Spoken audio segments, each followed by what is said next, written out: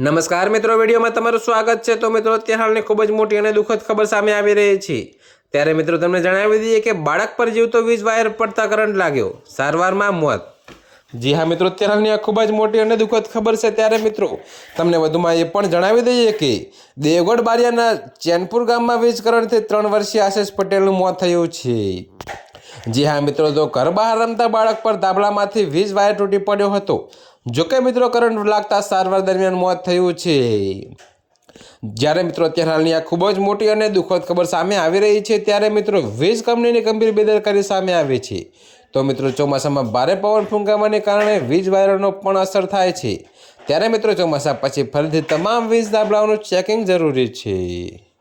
તો મિત્રો અત્યારે હાલ માટે આટલું જ। મળીશું નવી અપડેટ સાથે। અને જો તમને અમારા વિડીયો પસંદ આવતા હોય તો વિડીયોને લાઇક, કોમેન્ટ, શેર અને અમારી ચેનલને સબસ્ક્રાઈબ કરવાનું ભૂલતા નહીં મિત્રો।